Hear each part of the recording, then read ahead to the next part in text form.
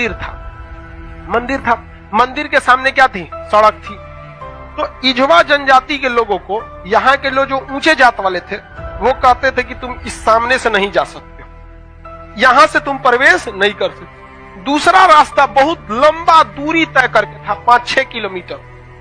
अब अगर किसी का घर यहां है और उसको यहां जाना है तो वो मंदिर के रास्ते से नहीं जा सकता है, लौट के जाएगा पूरा गांव हेल के बाहर यहां पर, अब फिर आना है तो इस तरह से हेल के आए।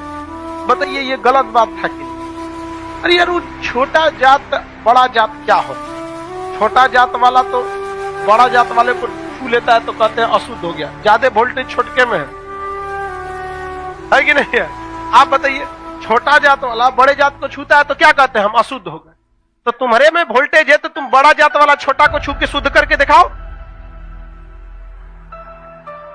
नहीं समझे? ज्यादा वोल्टेज किसमें? लेकिन बात हम क्या बताते हैं, छोटे जात को लोगों ने पढ़ने नहीं दिया, इस वजह से वो इस तरह का सवाल नहीं पूछ सकता था। हमरा से पूछे कोई, हम कहते हम ट्रांसफार्मर, तुम बैटरी, टच करा के दिखाओ, भड़का देंगे तुमको यहाँ पर, फिर तुमको शुद्ध अशुद्ध हो जाओगे तुम यहाँ पर। तो ये लोग बहुत गलत की, ये गलत बात है यार। आज के वक्त में तो एटलीस्ट ये सोच नहीं होनी चाहिए।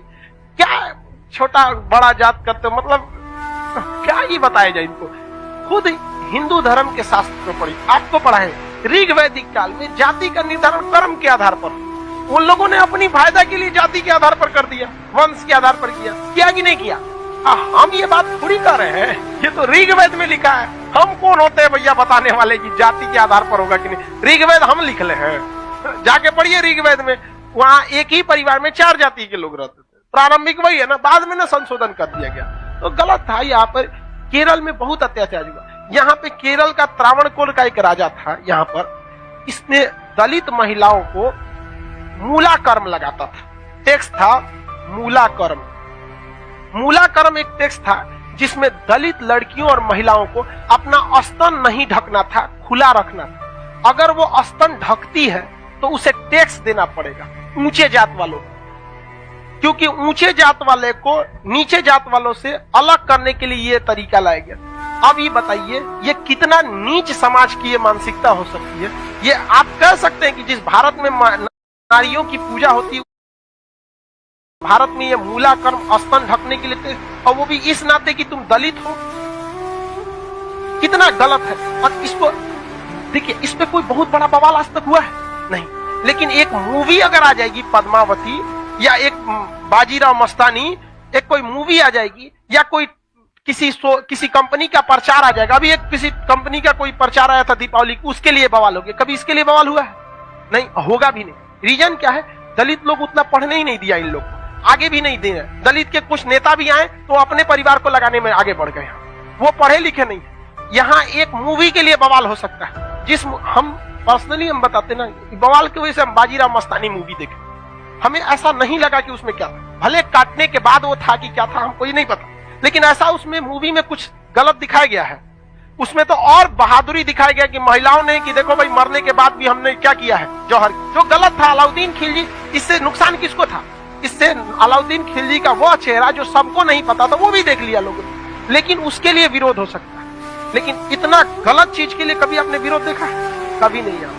तो ये उन लोग को आज तक दबाए जाके रखा है। इतना गलत चीज वहां पे मूला कर्म लिया गया, ये एकदम सरासर गलत है। और वहां पे जब टैक्स देने गया तो महिला जो थी ना, इस मूला कर्म को हटाने के लिए अपने स्तन को चाकू से काट दी और मर गई सब महिलाएं वहां पर। अब यह केरल ऐसा राज्य था जिसमें पुरुष सती होते थे। जब उनकी पत्नी अपना स्तन काट देती थी, ब्लड गिरने की वजह से मर जाते थे, तो चिता में पुरुष जाके मर जाता था कि हम ऊंचे जात वालों से नहीं लड़ सकते हैं, लेकिन हम अपना शरीर हम भी त्याग देते थे। पुरुष भी सती हुआ है इस देश में, ये ऊंच और नीच जात वाले यहाँ पे। लेकिन इसे, और यही अगर ये कांड किसी ऊंचे जात वाले के लिए कोई दिल्ली सल्तनत का राजा किया रहता, आज न्यूज चैनल पे बैठ के बवाल हुआ रहता। लेकिन दलित है ना भाई साहब, कोई आवाज नहीं उठाता है। इसलिए आप एजुकेशन रहिए, आप ऊंचे जात के हैं या नीचे जात के हैं, पढ़े लिखे नहीं रहेंगे ना तो लोग कचल के चले जाएंगे। और आप पढ़े लिखे रहेंगे तो अंबेडकर साहब का वो कथन याद रखिएगा, शिक्षा उस शेरनी का दूध है जिसने पिया है वो दहाड़ा है। तो आपको हर हाल में शिक्षा लेना है। वरना आपको लोग कुचल के चले जाएंगे। अंग्रेज तो छोड़िए, ये भारतीयों ने ये सा कुकर्म किया है। आप जलियांवाला बाग और इसमें देखेंगे तो ज्यादा खून खौलेगा आपको मूला कर्म में, जो भारतीयों ने किया यहाँ पे। और दिल को तकलीफ तो अपने पहुंचाते हैं, गैरों को पता क्या है कि दिल दुखता किससे।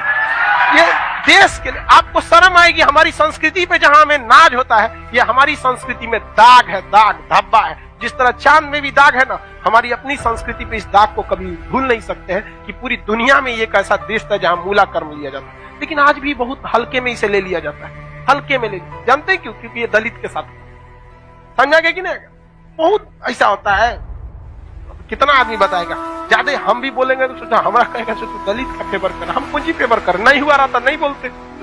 इजवा जनजाति के लोगों ने विरोध किया और इजवा जनजाति वालों ने क्या किया, इसको हटाया और मंदिर के सामने से वो क्या होने लगे ज्यादा।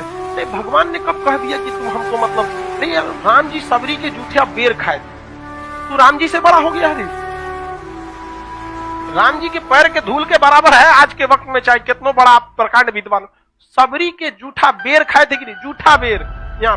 और आज लोग कहते हैं कि छू देंगे तो अशुद्ध। अरे भगवान जूठा बेर खाए, देख ले भैया, अब इससे बड़ा साक्ष्य क्या चाहिए। लेकिन नहीं, हम श्रेष्ठ रहेंगे, दूसरे को दबा के रखें। ये सोच बहुत गलत है समाज, और ये धीरे धीरे सही होगा। और इसको आप डायरेक्ट नहीं सही कर सकते। अभी समाज में ऐसे लोग हैं ना, जिनके दिमाग में ये बैठा हुआ है उच्च जात, हम श्रेष्ठ हैं। ये नहीं, ये समाज के लोग धीरे धीरे डिकम्पोज हो जाएंगे। बूढ़ा होके समाज नई जनरेशन आ रही है ना, ये जनरेशन सही है। लेकिन इसमें भी बहुत सारे ऐसे हैं लोग जो ये बात को मतलब ले। लेकिन आज आप लोग युवाओं में, आप देखिए, आप लोग में ऐसी सोच नहीं है, अभी नहीं है। लेकिन आप अपने घर में देखिएगा, अपने दादा परदादा, दादा, उन लोग में अभी भी ये सोचा। हमारे यहाँ पे हमारी दादी भी थी तो नौटंकी करती, हम खटिया पे बैठी तो उनके, हमारी दादी से नहीं जमता था। बहुत कोई नौकर वोकर आते थे तो ना काम करने के लिए, उसके लिए अलग गिलास रखी थी, उसके लिए शीशा का अलगे रहता था।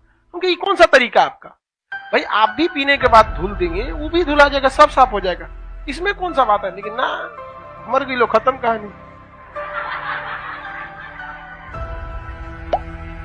मेरी सच बता, हम तो सोचते हैं ना, कोई मरे तो हम उससे उठा के एक बार पूछे कि आपको ऊंचे जात वाले शमशान में फूके कि नीचे जात वाला, और जो आपको आग लगाएगा ना वो किस जाति का हो? हरिजन होगा। और जब तक वो मुखाग्नि ना देगा, आग ना देगा, आपका क्रियाकर्म ना होगा। ये बताइए पावरफुल कौन? समझा कि नहीं? छोड़ो इस सब बात को। लेकिन क्या कहिएगा, आप शिक्षित रहिए। आपसे आदमी उम्मीद रखता है कि आप समाज में ये भेदभाव को खत्म कीजिए। क्योंकि आप जिस जाति में पैदा हुए, जिस परिवार में पैदा हुए, इसमें आपका कोई योगदान नहीं। हो सकता है कि आप किसी दूसरे जाति में पैदा हो सकते, तो आपकी ये कोई योग्यता नहीं जिसे आपने अर्जित किया है। ये भाग भरोसे है कि आप ऊंचे जात में है तो कोई नीचे जात में।